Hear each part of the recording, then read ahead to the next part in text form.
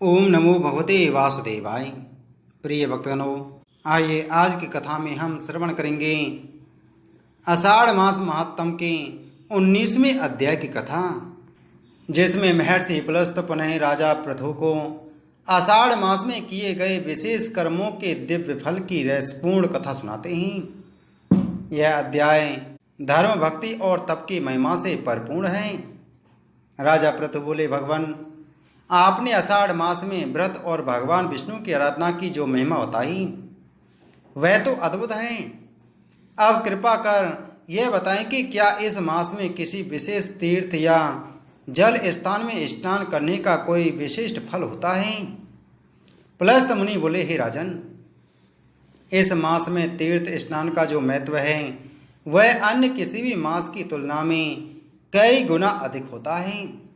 विशेषतः गंगा जल, यमुना जल, सरस्वती, कुरुक्षेत्र, पुष्कर, काशी या प्रयाग, इन तीर्थों में स्नान करने वाला व्यक्ति पूर्व जन्मों के समस्त पापों से मुक्त हो जाता है।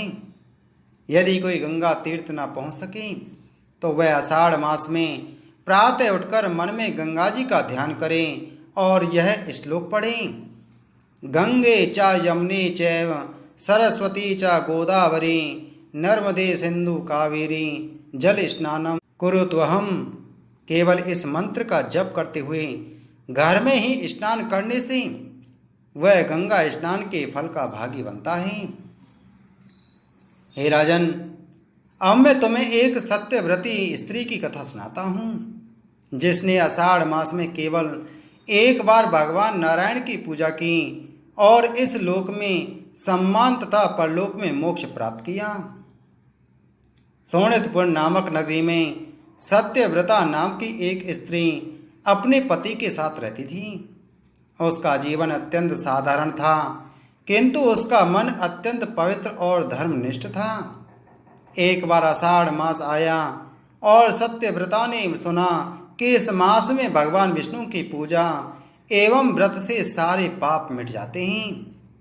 उसने निर्जल उपवास किया, तुलसी पत्र अर्पित कर भगवान की प्रतिमा पर जल चढ़ाया और केवल इस मंत्र का जप करती रही, ओम नमो नारायणाय, ओम नमो नारायणाय।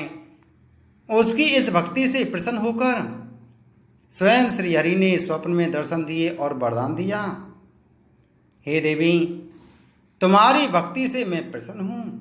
इस जीवन में तुम सभी प्रकार के सुख भोगोगी और अंत में वैकुंठ धाम को जाओगी। आषाढ़ मास में व्रत, दान एवं सेवा के पुण्य फल अधिक होते हैं। पुलस्त मुनि बोले, हे पृथु, आषाढ़ मास में ब्राह्मणों को तिल, वस्त्र, फल, जल, पात्र, खड़ाऊं आदि दान करने से सहस्त्र गुना पुण्य प्राप्त होता है। तुलसी, आंवला, पीपल के वृक्षों की सेवा करने से चिरंजीविता प्राप्त होती है। सालग्राम शिला का पूजन कर इस मास में सहस्त्र अश्वमेध यज्ञ के फल के बराबर पुण्य प्राप्त होता है। विष्णु सहस्त्र नाम एवं भागवत कथा का श्रवण करना, जो भक्त आषाढ़ मास में विष्णु सहस्त्र नाम का पाठ करता है या श्रीमद् भागवत के किसी एक अध्याय का भी श्रवण करता है, उसे संपूर्ण तीर्थों के दर्शन का फल प्राप्त होता है।